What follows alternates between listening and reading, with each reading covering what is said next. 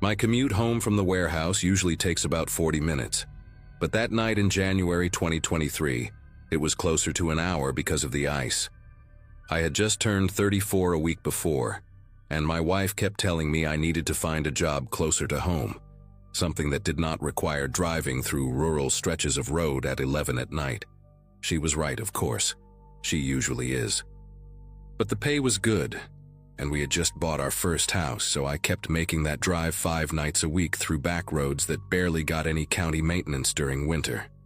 That particular Wednesday, the temperature had dropped to maybe 15 degrees, and my Ford's heater was fighting a losing battle against the cold, seeping through the windows.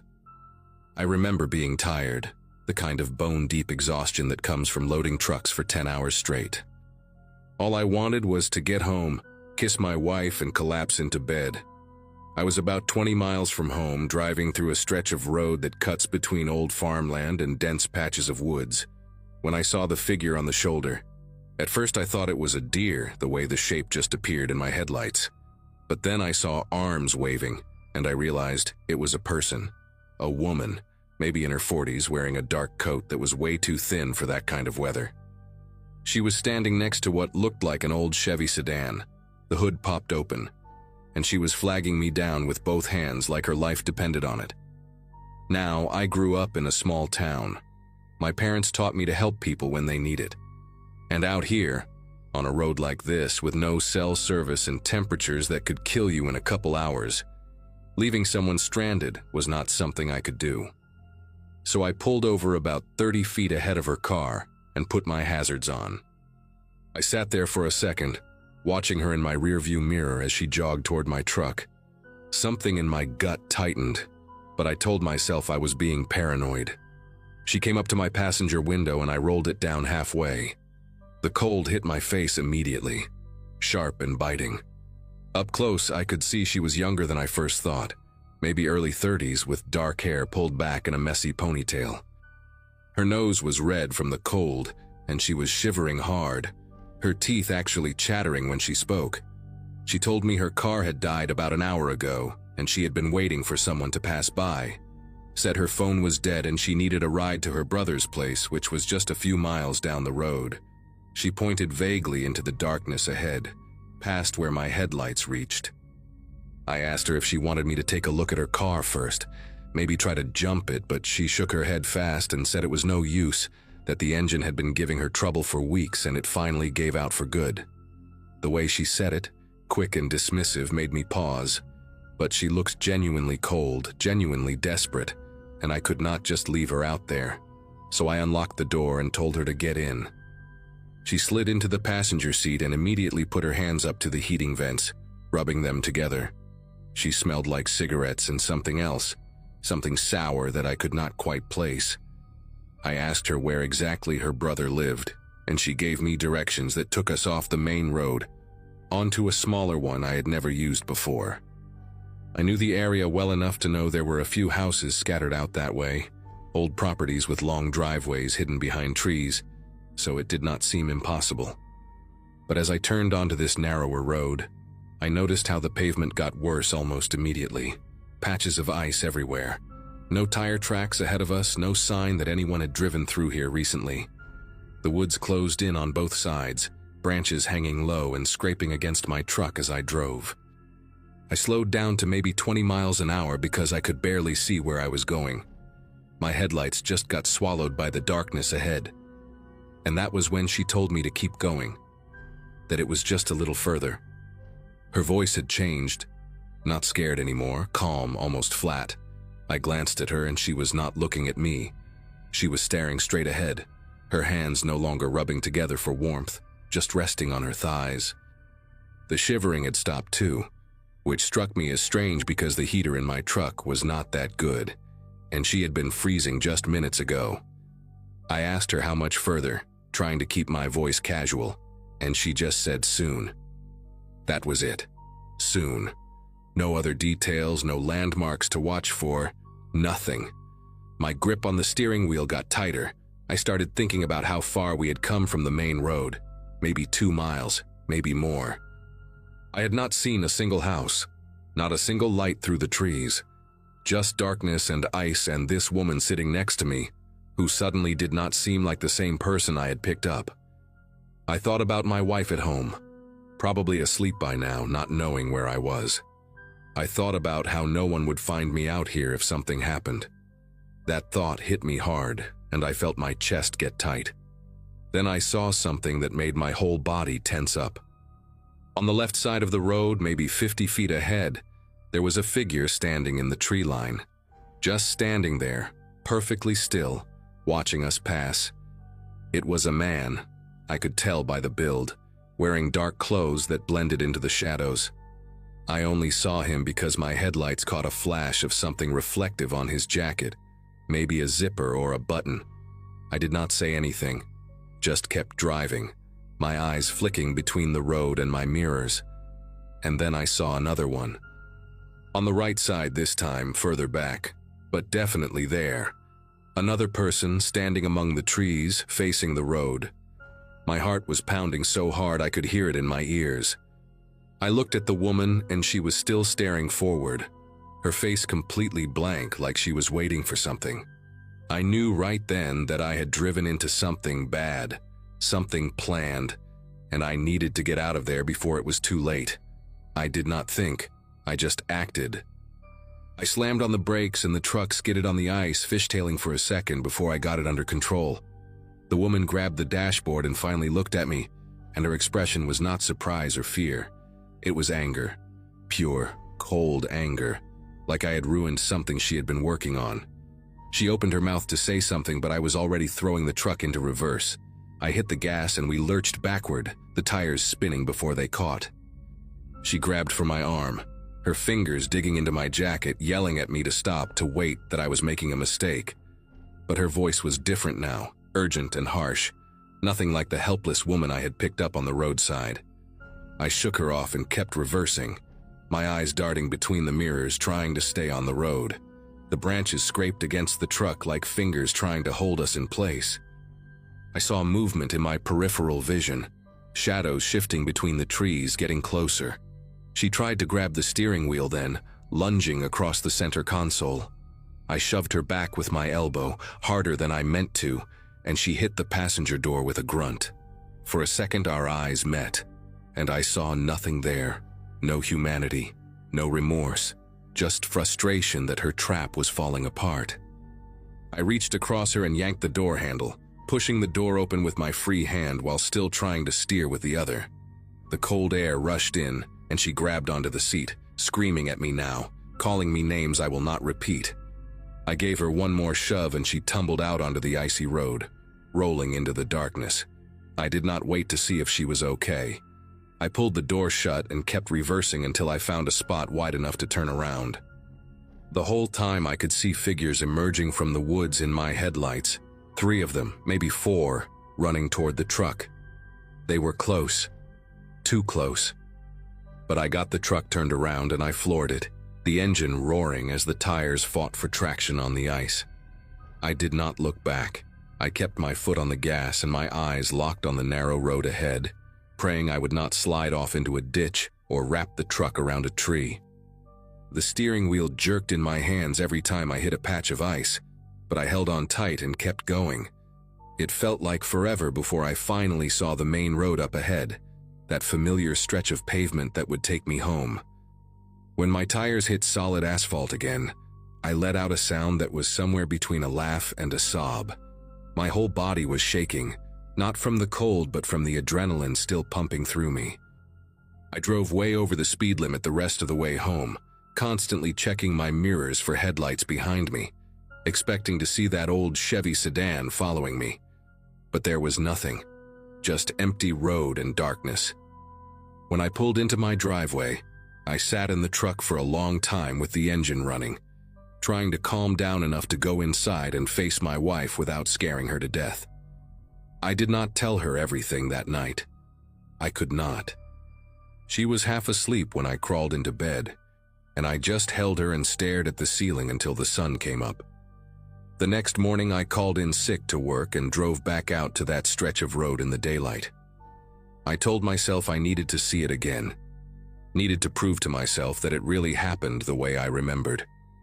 The woman's car was gone. There was no sign anyone had ever been there.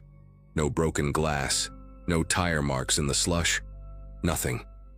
I drove slow down that side road where I had taken her, the one that led into the woods. In the daylight, it looked almost peaceful, just a quiet country road with bare trees on either side. But about a mile in, I found what I was looking for. There was a clearing off to the right, hidden from the road by a wall of brush, and in that clearing I could see tire tracks. Lots of them. The ground was all torn up, like multiple vehicles had been parked there recently. I did not get out of my truck to look closer. I did not need to. I knew exactly what that place was. It was where they had been waiting for me. I went to the police that same afternoon, sat in the station for 2 hours telling my story to a deputy who looked at me like I was making it all up. He wrote everything down, asked me a few questions, and said they would look into it. That was almost 2 years ago now. I never heard back from them, not once. I called a few times in the first couple months asking if there were any updates, if they had found anything. They always said the same thing, that there was no evidence of any crime, no reports of similar incidents in the area, nothing they could do. I tried to find news stories about carjackings or robberies on rural roads in our county, anything that might connect to what happened to me. I found nothing. It was like it never happened at all. But I know what I saw. I know what those people were planning to do. Sometimes at night when I cannot sleep, I think about what would have happened if I had kept driving down that road, if I had not seen those figures in the trees, if I had trusted that woman just a little bit longer. I think about the clearing with all those tire tracks, and I wonder how many people drove into those woods and never drove out. I do not take that route home anymore. I switched to a longer way that adds 20 minutes to my commute, but it stays on well-lit roads with more traffic. My wife knows the full story now. She cried when I told her, held on to me for a long time, made me promise to find a different job. I am still working on that, but some nights when I am driving home late and I see someone on the side of the road with their hazards on, I feel this sick twist in my stomach. I want to help. That is who I am, who I was raised to be. But I keep driving every single time I keep driving, and I hate myself for it a little bit, because maybe that person really does need help. Maybe their car really did break down and they are freezing and scared and alone. But I cannot stop. I will never stop again, because I know now that there are people out there who count on your kindness. They use it like a weapon, and the only reason I am here writing this is because I got lucky. I saw them before they were ready for me, that is it. That is the only reason I made it home that night. Just luck. And that thought keeps me awake more than anything else.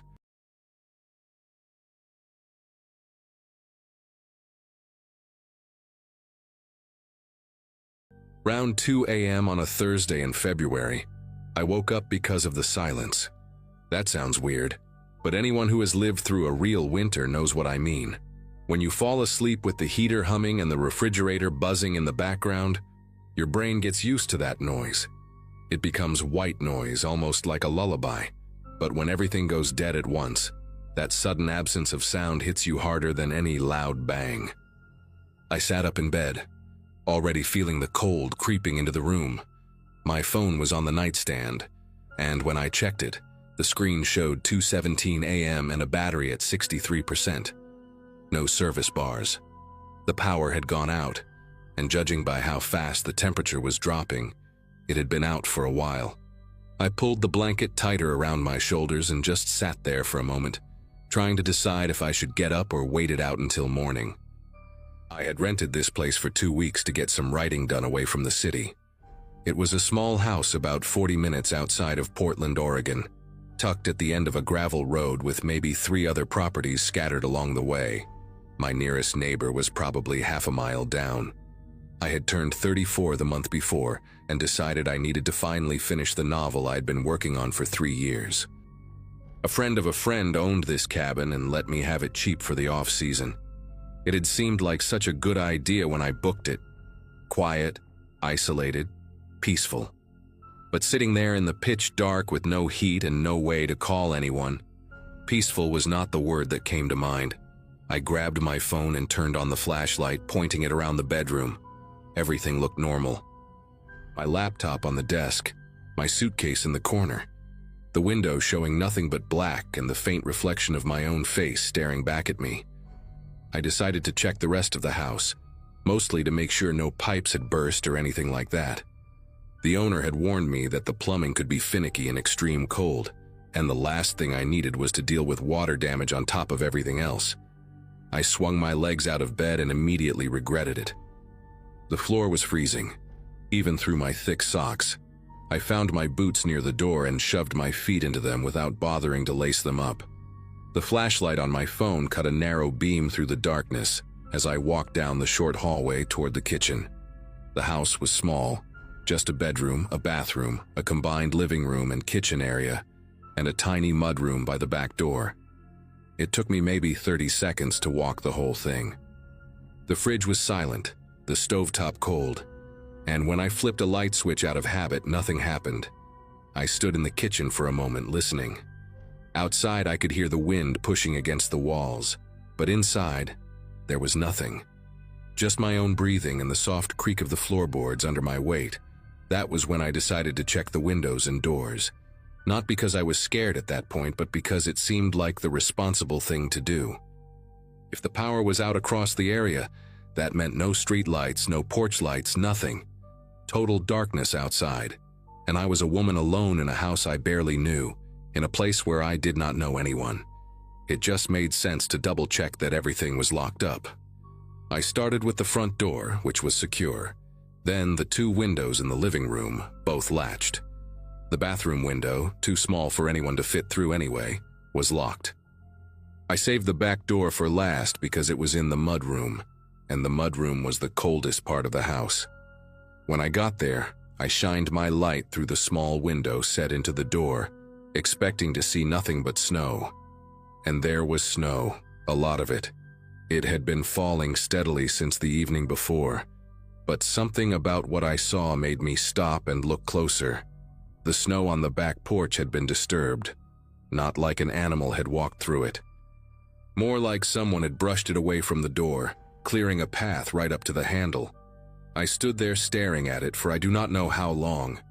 My brain was trying to come up with explanations. Maybe the wind had done it.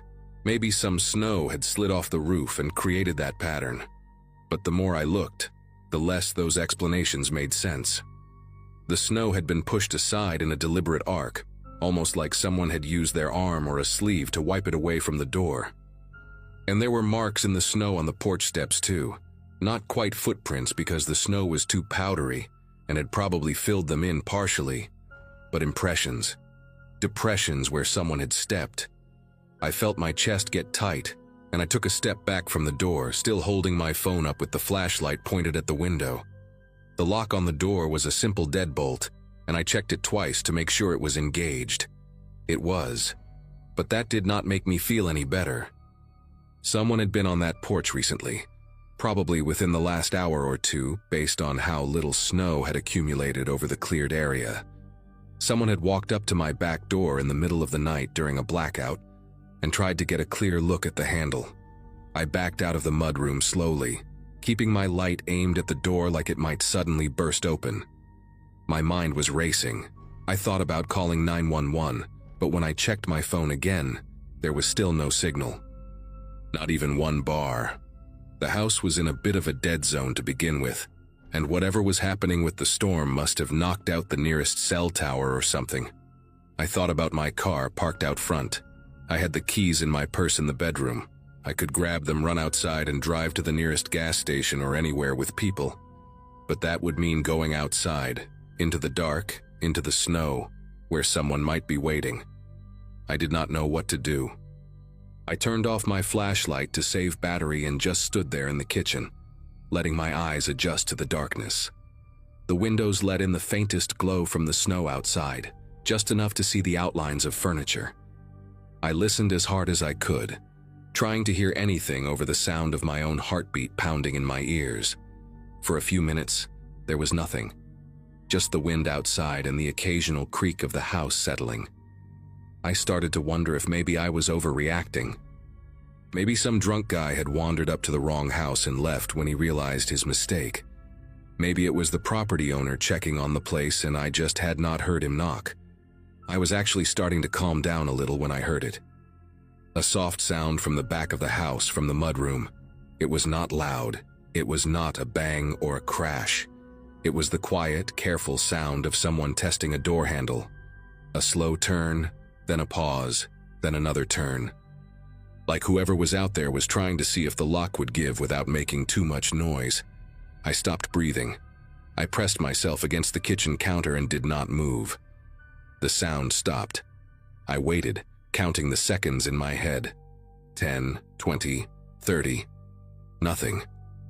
Then I shifted my weight slightly to get a better angle toward the mudroom, and the floorboard under my foot let out a loud creak. The sound from the back door stopped instantly. That was when I understood. Whoever was out there was listening. They had heard me move, and now they were waiting to figure out where I was in the house. I felt sick. This was not some random drunk or a confused neighbor. This was someone who knew I was inside and was trying to get in without alerting me. I stayed frozen against the counter, barely breathing, for what felt like an eternity. My legs were shaking from holding still for so long. Then I heard footsteps outside, but not retreating. They were moving along the side of the house, crunching softly through the snow. Whoever it was, they were circling the building. I tracked the sound as it moved from the back toward the front, past the living room windows. I wanted to look, to see who it was, but I was terrified that if I moved toward the window, they would see the movement and know exactly where I was standing. So I just listened as the footsteps passed by, slow and deliberate, like someone taking their time. Like someone who was not in any hurry at all. The footsteps stopped somewhere near the front of the house. I waited, straining to hear anything. A full minute passed with nothing. Then 2 minutes. I was starting to think maybe they had left when I heard the front door handle rattle. Not as gently as the back door. This time it was more forceful, like they were done being subtle. The door shook in its frame but held. I had locked it, thank God, and it was a solid wooden door with a good deadbolt.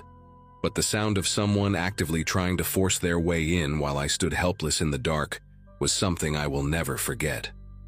I made a decision then. I moved as quietly as I could toward the bedroom, feeling my way along the wall with one hand. I did not turn on my flashlight because I did not want to give away my position. In the bedroom, I grabbed my car keys from my purse and the small kitchen knife I had been using to cut apples earlier that day. It was not much, but it was something. I crouched down beside the bed, putting my back against the wall so no one could come up behind me, and I waited. The rattling at the front door stopped after maybe 30 seconds. Then silence again. I do not know how long I sat there on the floor in the dark. It could have been 20 minutes or it could have been 2 hours. Time stopped making sense. Every tiny sound made my heart jump. The house creaking, the wind gusting, even my own breathing sounded impossibly loud. At some point, I heard the footsteps again, this time moving away from the house. I heard them crunch through the snow, getting fainter and fainter until I could not hear them at all. But I did not trust it. I kept thinking it was a trick, that whoever it was had just moved further away to wait for me to let my guard down. So I stayed exactly where I was, gripping that stupid little knife, watching the faint gray rectangle of the bedroom window for any sign of movement. The sky eventually started to lighten, just barely, that first hint of dawn turning the black into a dark blue. I had never been so grateful to see the sun coming up in my entire life. I stayed on that floor until there was enough light to see clearly, until I could look out the window and confirm that there was no one standing in the yard. When I finally got up, my whole body was stiff and aching from sitting in the same position for so long. The power was still out, but there was enough daylight now that I did not need my flashlight. I walked through the house, checking every window, every door. The front door showed scratches around the lock that had not been there before, deep gouges in the wood where someone had tried to pry it open. The back door was the same, with fresh marks around the deadbolt. I went outside through the front, staying close to the house, and walked around to check the perimeter. The snow told the whole story. There were footprints everywhere, circling the entire house multiple times, stopping at every window, clustering around both doors. Big footprints, probably a man based on the size. I followed them with my eyes as far as I could, and they led off toward the tree line behind the property and disappeared into the woods. I did not follow them. I went back inside, grabbed my stuff as fast as I could, and I was in my car and driving away within 10 minutes. I did not even lock the door behind me. I just left. I drove straight to the police station in the nearest town and told them everything. They sent someone out to the property, but by the time they got there, fresh snow had covered most of the footprints. They found the scratches on the doors and took some pictures, filed a report. The officer told me it was probably someone who knew the house was usually empty in winter and assumed no one was there. Maybe someone looking to steal whatever they could find, or just looking for a place to get out of the cold. They never caught anyone. I called the property owner and told him what happened, and he was shocked, said nothing like that had ever happened before. I did not go back to finish my 2 weeks. I did not ask for a refund. I just wanted to forget about it.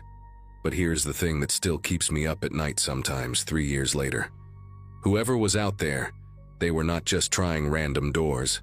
They cleared the snow from the handle before they tried it. They listened for my movements inside. They circled the house, checking every possible entry point, patient and methodical. And when they could not get in, they just walked away into the woods like it was nothing. I never saw a face, never heard a voice. I have no idea who it was or why they chose that house on that night, and I guess I never will.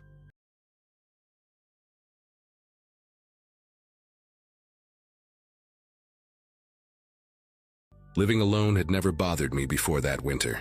At the time, my name was Clara, and I had rented a remote house miles away from the nearest town to save money and clear my head. Work was remote, life was quiet, and isolation felt like a luxury instead of a threat. Snowstorms were common in that region, and I had stocked up the way everyone told me to. The forecast mentioned heavy snow, nothing unusual, and I remember feeling almost excited for the forced stillness. That morning, the world outside was already muted, wrapped in thick white silence. Wind dragged loose snow across the yard like smoke. Inside, the house creaked the way old places do when temperatures drop. By late afternoon, the storm had grown teeth. Snow piled against the doors faster than I could shovel, and the road disappeared completely.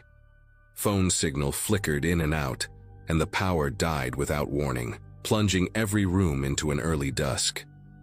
The heater shut down, leaving only the faint tick of cooling pipes. Candles became my new light sources, their flames bending whenever the wind slammed the siding. I kept telling myself this was normal, just a rough storm passing through. Still, the silence between gusts felt too deep, like the house was holding its breath. Every sound carried weight in a way it never had before. The first impact came just after dark. A dull thud against the outer wall, low and heavy, followed by another closer to the back of the house. Ice chunks falling from the roof made sense, and so did wind-driven debris, so that's what I told myself. The noises repeated, irregular but deliberate enough to pull my attention every time. Each hit seemed to test a different section of the house. I paced from room to room listening, trying to map where the sounds came from. The storm howled loudly enough to blur everything together, yet those impacts stood out, sharper somehow. I avoided the windows, uneasy about what I might see beyond the glass. Eventually, curiosity won. One candle in hand, I approached the living room window, wiping condensation from the inside with my sleeve. Snow covered most of the glass, pressed high and thick, but something darker caught my eye. A shape stood out where the snow thinned, uneven and unsettlingly familiar. The impression looked like fingers splayed wide, pressed flat against the outside of the window. Before I could fully process it, the mark vanished as snow slid back into place. Moments later, another impact struck the opposite side of the house. That's when the realization set in that whatever was out there wasn't random, and it wasn't staying in one place. Night pressed in hard after that. Candles burned lower, and the cold crept across the floors in slow, numb waves. The impacts kept coming, spaced out just enough to prevent any rhythm, like whoever or whatever was outside didn't want me getting used to it. Wind alone couldn't explain how the sounds shifted from wall to wall. At one point, the noise came from right beside the front door, close enough that I could hear snow sliding down afterward. I stood in the hallway listening, counting breaths without realizing I was doing it. The house felt smaller with every passing minute. Even the ceiling seemed closer, as if the storm were pressing everything inward. Another window showed signs not long after. Frost scraped away from the outside in a rough oval, followed by a second hand-shaped mark beside it. The fingers were long, uneven, and left clear grooves in the snow, deep enough to show pressure. They didn't linger, never staying long enough for me to study them properly. Each time I tried to get closer, the marks faded, replaced by fresh snowfall as if nothing had been there. The storm worked like a curtain, hiding movements between gusts. Whoever was circling the house knew that. The idea settled in slowly and refused to leave. The banging changed tone after that, growing more controlled, less chaotic.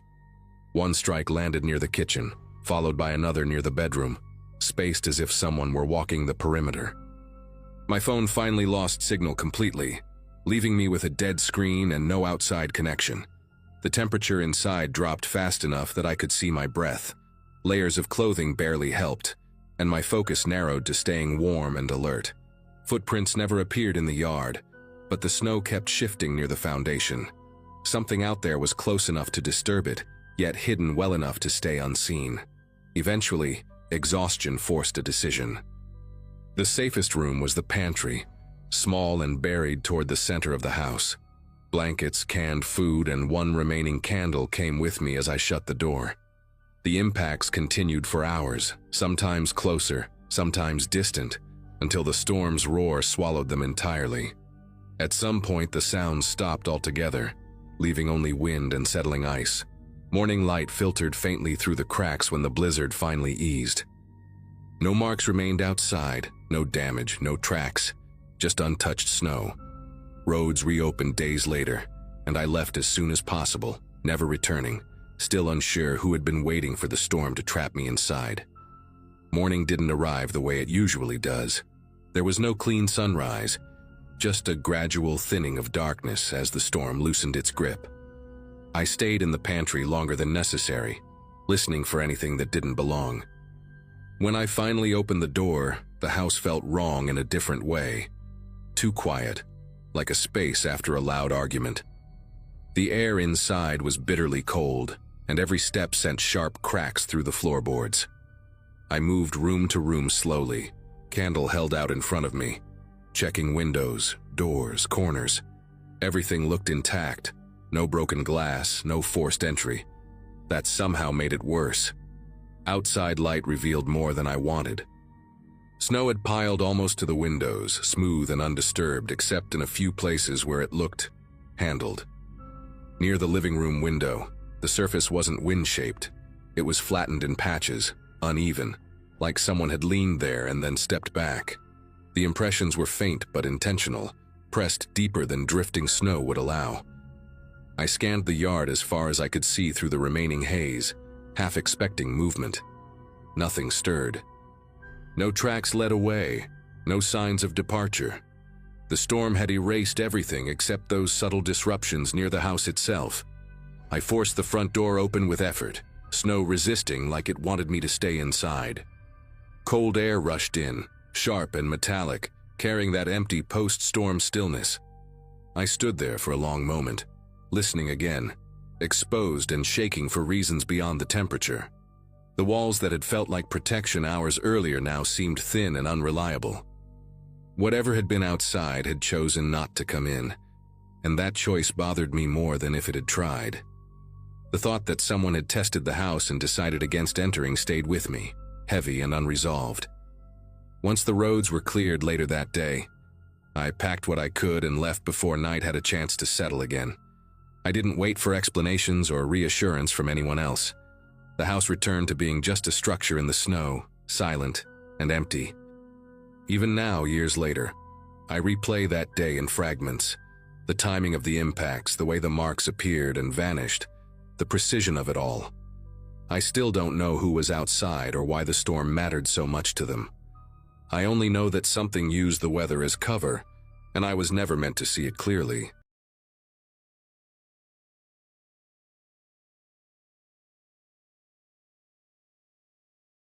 With 2 bottles of cheap champagne and his girlfriend Whitney, who was carrying a stack of frozen pizzas like it was some kind of offering. Nothing crazy, just 4 of us total.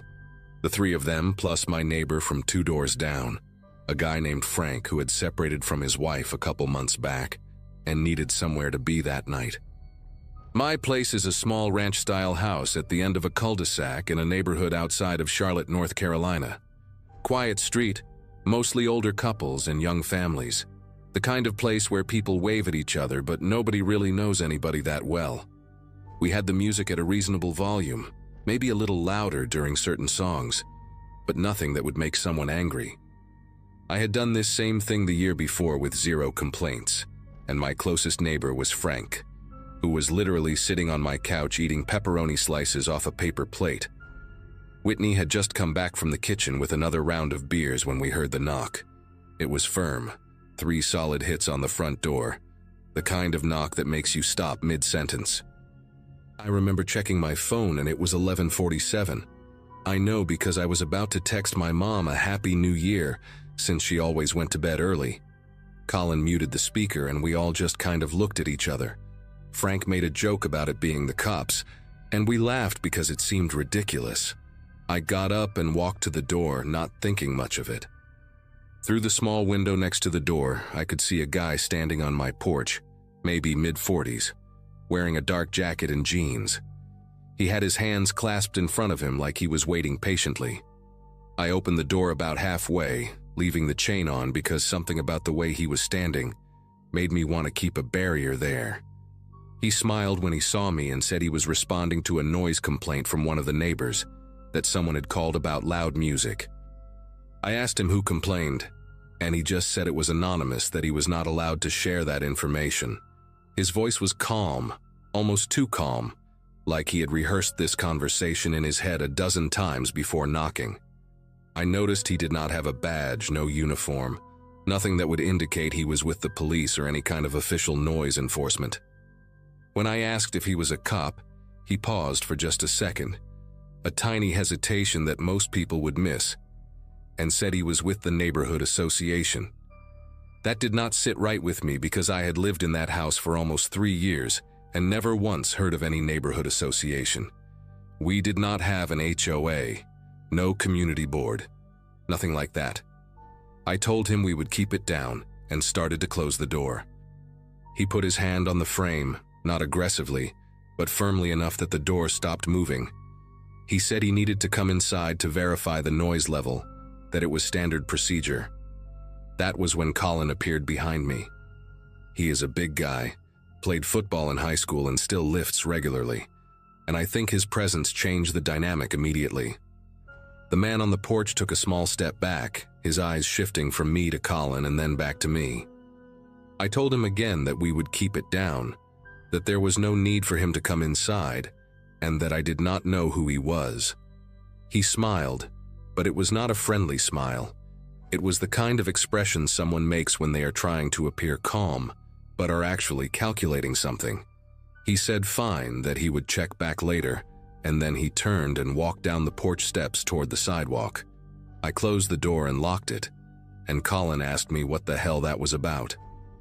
I told him I had no idea, but something about the whole interaction made me uneasy. Whitney came over and asked if everything was okay, and I said yes, but I walked to the front window and watched the man. He did not go to a car. He walked to the end of my driveway and just stood there, looking back at the house. Frank joined me at the window and said that guy was not from around here. He knew most of the people on the street, at least by face, and he had never seen this man before. We watched him for maybe 2 minutes, which does not sound like a long time, but when someone is standing at the end of your driveway staring at your house in the dark, 2 minutes feels like forever. Then he turned and walked slowly down the sidewalk, disappearing around the curve of the cul-de-sac where the streetlight did not reach. Colin suggested we call the police, but I hesitated. What would I even say? Some guy knocked on my door claiming to be from a neighborhood association, and then stood in my driveway. It sounded ridiculous even in my own head. Whitney said we should at least lock all the doors and check the windows, which we did. I went through every room in the house, making sure the latches were secure. When I got to the back bedroom, I looked out into the backyard and saw nothing but darkness and the fence line. I told myself I was overreacting, that the guy was probably just some lonely weirdo who wanted attention on New Year's Eve. We tried to get back into the mood after that, but it was difficult. The music was playing again, but quieter now, and nobody was really talking much. Frank kept glancing at the front window every few minutes. Whitney was texting someone, probably her sister, and Colin was sitting on the couch with his arms crossed, looking irritated. I opened another beer and checked my phone. It was 12:03, which meant we had missed the countdown completely. I had not even noticed midnight passing. That bothered me more than it should have, like the whole night had been stolen by this stranger who had no business being at my door. Around 12:15, Colin said he was going to step outside for some air, and I told him I would go with him. We walked out the back door onto the small patio I have behind the kitchen. The night was cold but not unbearable, and we could hear fireworks in the distance from other neighborhoods. Colin lit a cigarette and asked me if I recognized the guy at all, maybe from work or somewhere else. I said no, I had never seen him before in my life. We were outside for maybe 5 minutes when Colin suddenly stopped talking mid-sentence. He was looking past me toward the back corner of the yard where the fence meets the neighbor's property. I turned around and saw a figure standing there, just on the other side of the fence, barely visible in the darkness. It was him, the same guy. He was not moving, not saying anything, just standing there with his hands at his sides, watching us. My heart started pounding so hard I could feel it in my throat. Colin grabbed my arm and pulled me back toward the door. We got inside and he locked it immediately, then checked that the deadbolt was engaged. Whitney asked what happened and Colin told her the guy was in the backyard, or at least right outside it. Frank stood up from the couch and said we needed to call the police right now, that this was not normal behavior. I finally agreed. I pulled out my phone and dialed 911, my fingers feeling clumsy and slow. The dispatcher answered and I tried to explain the situation as calmly as I could. A man had come to my door earlier, claimed to be from a neighborhood association, tried to get inside, and was now standing behind my fence watching us. The dispatcher asked if the man had made any direct threats or shown a weapon. I said no, not exactly, but he was clearly following us around the property. She said she would send an officer to check it out, but it might take a while because of all the New Year's calls they were dealing with. Drunk drivers, domestic disputes, fireworks complaints. She told me to stay inside, keep the doors locked, and call back if the situation escalated. I hung up feeling frustrated and scared at the same time. Colin was pacing the living room, and Whitney had moved to the center of the house, away from any windows. Frank suggested we turn off all the lights so we could see outside better, without being seen ourselves. It seemed like a good idea, so we did it. The house went dark except for the glow of the stove clock in the kitchen. I crept back to the window that looked out onto the backyard, and the figure was gone. The spot by the fence where he had been standing was empty. I told the others, and nobody knew if that was a good thing or a bad thing. For the next 20 minutes, we sat in the dark living room without saying much. Every small sound made us tense up. The refrigerator humming, the house settling, a car passing on the street outside. Whitney was holding Colin's hand and I could tell she was trying not to cry. Frank had found a baseball bat I keep in the hall closet and was gripping it like his life depended on it. I kept checking my phone, waiting for the police to call or show up, but nothing happened. Then, around 12:45, we heard something that made all of us hold our breath. It was a slow, deliberate scraping sound coming from the side of the house, like someone was dragging their fingers along the siding. It moved from the front toward the back, taking its time, as if the person doing it wanted us to hear every second of it. Colin stood up and moved toward the hallway, and I followed him. We stopped at the window in the spare bedroom that looks out onto the narrow strip of grass between my house and the fence. We could not see anyone, but the sound continued, moving past us toward the backyard. Then it stopped. For a moment, there was complete silence. I was about to say something when we heard 3 knocks on the back door. Not loud, not aggressive, just 3 calm, patient knocks, exactly like the ones on the front door earlier. Nobody moved. Whitney let out a small whimper from the living room. I walked slowly toward the kitchen, staying low, and positioned myself where I could see the back door without being directly in front of it. The door has a small window at the top, and through it I could see the outline of a face pressed close to the glass looking in. It was too dark to make out features, but I knew it was him. He knocked again, 3 more times, and then I heard his voice, muffled but clear enough to understand.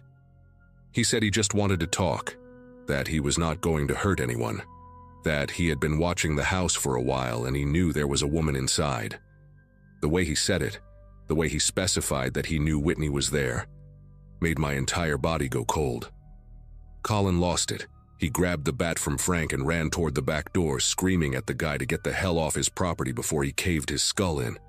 I had never seen Colin that angry before. He was slamming his palm against the door, telling the man he had 5 seconds to disappear.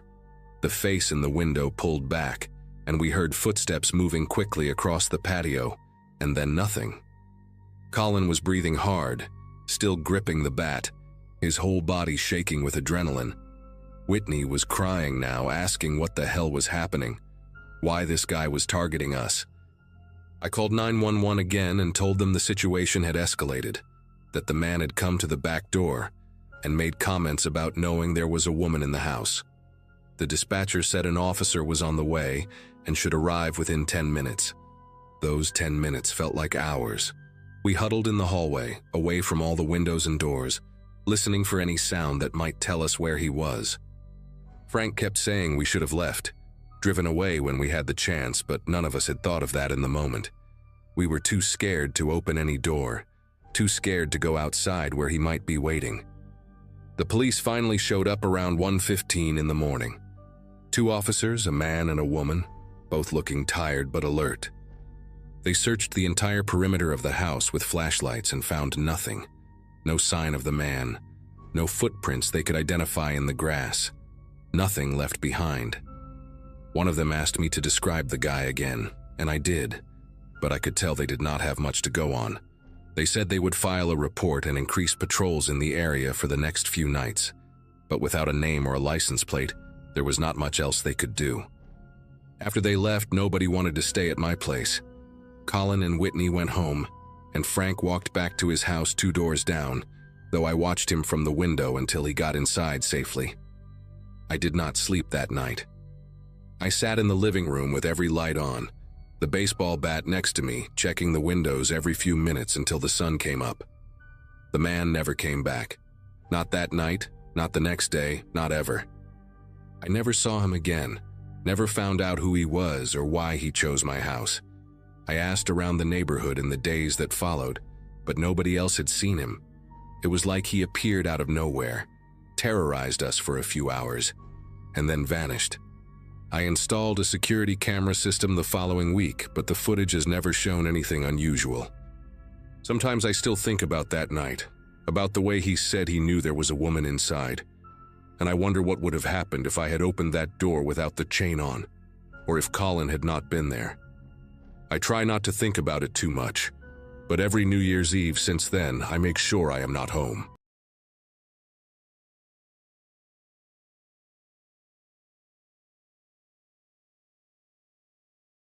Greenleaf Copy and Print sat at the dead end of a strip mall on Route 17, one of those forgotten little shops that survived on loyalty and stubbornness more than actual foot traffic. I had been working there for about 8 months when this happened, running the front counter, helping customers with business cards and banners, occasionally taking passport photos for people who always seemed annoyed at how they turned out. My manager, Rich Oberlin, a stocky guy in his 50s who inherited the place from his father, called me around noon that Wednesday, asking if I could cover the closing shift. Stacy, the regular evening girl, had called in with some kind of throat infection that made her voice sound like gravel in a blender.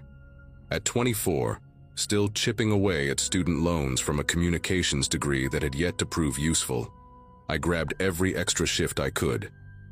The weather forecast mentioned snow, but nothing that sounded particularly threatening. When I pulled into the parking lot at 3 in the afternoon, the sky had that heavy, bruised look that upstate New York gets before something nasty rolls through. I should have paid more attention to that. By 5:30, what the radio called a significant winter weather event had buried the parking lot under a thick white blanket. The snow fell in dense curtains, reducing visibility to almost nothing, and the few cars that crept along Route 17 looked like ghosts drifting through fog. Rich checked in by phone, his voice cutting in and out through spotty reception, reminding me that the shop had never closed early in 18 years of operation. Small town reputation and all that. I told him I would stick it out until 9, already calculating the overtime in my head. The nail salon next door shut off its lights around 6, and I watched the owner sprint to her car with her coat pulled over her head, tires spinning briefly before she disappeared into the white. After that, I had the entire strip mall to myself. The heating system kept the front area comfortable enough, though I knew the back rooms, the storage area, and the old break room that nobody used anymore ran about 10 degrees colder. For 2 hours, I sat behind the counter with a paperback novel, listening to the wind rattle the plate glass windows and watching snowdrifts climb higher against the doors. Not a single customer, not even a phone call. Just me and the hum of fluorescent lights and the storm howling outside like something hungry. Around 7:15, I decided to make myself some coffee in the break room. The shop had a small layout that I knew by heart. The front counter and customer area took up maybe a third of the space, with the big copiers and printing equipment filling the middle section. Behind that, a narrow hallway led to the storage room on the left, the break room on the right, and a back door at the very end that opened onto a small loading area behind the building. That back door had been stuck for years, painted shut according to Rich, and nobody ever bothered fixing it since we received all our deliveries through the front. I grabbed my empty mug and walked past the row of silent machines, their display screens dark and waiting. The break room was nothing special, just a mini fridge, a microwave crusted with old spaghetti stains, a wobbly table with 3 mismatched chairs, and a coffee maker that had probably been there since the Clinton administration. I flipped the light switch, and the single bulb flickered twice before catching. The room felt colder than usual, which I blamed on the storm, and the fact that the heating vents back here had never worked properly. While the coffee brewed, I leaned against the counter and scrolled through my phone, half reading a news article about the storm causing accidents on the interstate. The smell of cheap coffee filled the small room, mixing with that particular mustiness that old buildings develop over decades. That was when I heard it for the first time. A soft thump from somewhere deeper in the building, coming from the direction of the storage room. I stopped scrolling and listened, holding my breath without really meaning to. Nothing. Just the coffee maker gurgling through its final cycle and the muffled roar of wind outside. I told myself it was probably something falling off a shelf, maybe a stack of paper boxes that had been piled too high. The storage room was packed with years of accumulated inventory that Rich never bothered to organize. I poured my coffee, added 2 packets of sugar, and headed back to the front counter. The hallway seemed darker than before, though I knew that was just my imagination playing tricks. When I passed the storage room door, I noticed it was slightly ajar, maybe 2 inches of black space visible between the door and the frame. I could have sworn it had been closed when I walked by earlier. I hesitated for a moment, then reached out and pulled it shut until I heard the latch click. Old buildings shift and settle, especially in extreme cold. Doors drift open sometimes. I repeated that to myself as I walked back to the front, gripping my warm mug a little tighter than necessary. The next hour passed without incident, and I started to relax again. I finished a chapter of my book, checked the weather radar on my phone, and watched the snow continue to pile up outside. The drifts against the front door had reached nearly 2 feet, and I started to worry about whether my old Subaru would even make it out of the parking lot when closing time came. Around 8:20, I got up to stretch my legs and decided to walk the perimeter of the shop, partly out of boredom, and partly because something at the back of my mind kept nagging at me about that storage room door. The front area looked exactly as it should. The counter clean, the display racks undisturbed, the windows showing nothing but swirling white. I moved past the copiers and printers, running my hand along their smooth surfaces, listening to the building creak and groan under the weight of accumulating snow. When I reached the hallway, I stopped. The storage room door was open again. Not just slightly ajar this time, but wide open, revealing the darkness inside like a mouth waiting to swallow something. I stood there for what felt like a full minute, staring into that black rectangle. The storage room had no windows, no source of natural light, and the single bulb inside was controlled by a pull chain that hung from the ceiling about 6 feet in. I could see the vague outlines of shelving units and stacked boxes, but nothing moved, nothing made a sound. My heart had started beating faster, and I became very aware of how alone I was, how far from any other person. The rational part of my brain kept insisting there had to be an explanation. Maybe the latch was broken. Maybe the door frame was warped from age and temperature changes. I pulled out my phone and turned on the flashlight, aiming the beam into the storage room.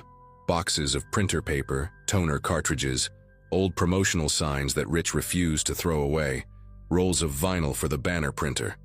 Everything looked undisturbed, coated in a thin layer of dust that sparkled in the light.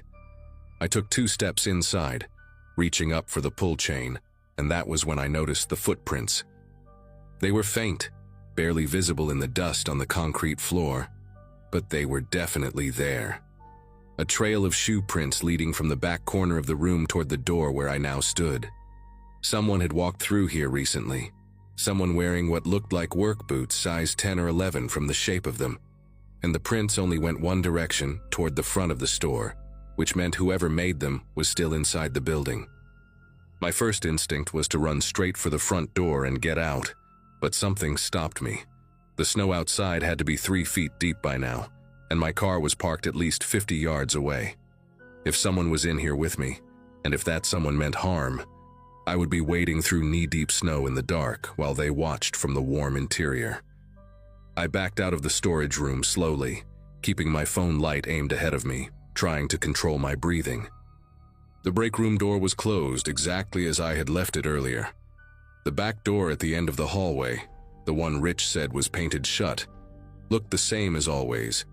But when I walked closer, holding my breath, I noticed something that made my legs feel weak.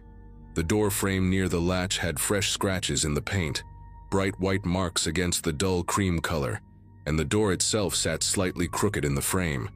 Someone had forced it open from the outside. The snow on the small concrete pad behind the building would have covered any tracks within minutes, which meant this person could have entered hours ago, long before the storm got bad enough to trap us both inside. I retreated to the front counter as quietly as I could manage, my sneakers barely making a sound on the thin commercial carpet. My mind raced through the layout of the shop, trying to figure out where someone could hide. The storage room seemed clear, at least the main area. The break room was too small to conceal anyone for long, but there was another space I had forgotten about, a narrow utility closet built into the wall between the copier area and the hallway, where Rich kept cleaning supplies and a few old machines that no longer worked. The door to that closet blended almost seamlessly with the wall paneling, easy to miss if you did not know it was there. I'd only opened it twice in 8 months, once to grab a mop when a customer spilled coffee, and once when Rich asked me to find a specific replacement part for one of the printers. I stared at that section of wall from behind the counter, my phone clutched in one hand, trying to remember if I had noticed anything unusual when I walked past earlier. The closet door had a small brass handle, tarnished almost black with age, and from this distance I could not tell if it was fully closed or slightly open. I did not want to find out. I needed to call for help, but when I looked at my phone, the signal had dropped to a single flickering bar. The storm must have been interfering with the cell towers, or maybe the snow was just too thick for anything to get through. I tried calling 911 anyway, pressing the phone hard against my ear, but all I got was static and silence, not even a ring. My second thought was the landline on the counter, an old beige phone that Rich kept for backup and rarely used. I picked up the receiver and heard nothing, just dead air. The phone lines must have gone down with the storm, buried under ice and snow somewhere between here and town. I was completely cut off, alone in a building with someone who had broken in and hidden themselves for hours, watching me go about my evening without any idea they were there. The thought of it made my skin prickle with something between fear and revulsion.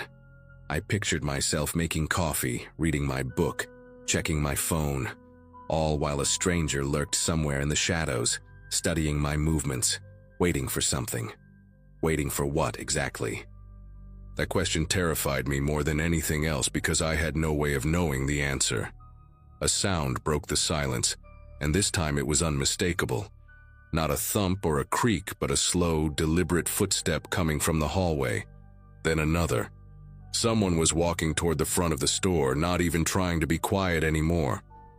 I ducked behind the counter, pressing my back against the wooden panel, and grabbed the only thing within reach that could serve as a weapon, a heavy-duty paper cutter with a long metal blade. The footsteps stopped somewhere near the copiers, maybe 20 feet from where I crouched. I could hear breathing now, slow and even, the sound of someone completely calm.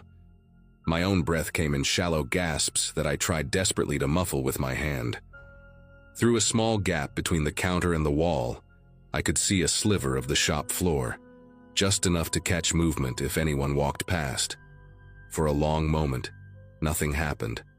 The breathing continued, steady as a metronome, and I realized with horrible clarity that this person knew exactly where I was.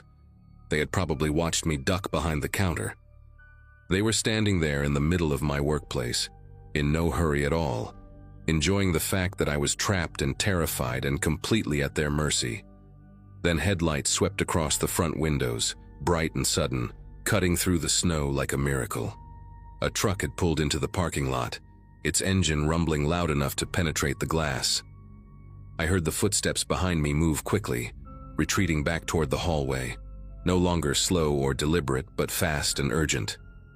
Without thinking, I stood up and screamed, waving my arms at the truck outside. Not even words really, just raw noise coming out of my throat. The truck stopped about 30 feet from the door, and I saw a figure climb out, bundled in a heavy coat, wading through the snow toward the entrance. Behind me, I heard the back door slam, the one that was supposed to be painted shut, and then nothing. I ran to the front door and shoved it open against the snowdrift, cold air hitting my face like a slap, and nearly tackled the man coming toward me. His name was Earl, I learned later, a driver for a tow company who had been looking for a place to wait out the worst of the storm before continuing on to a call.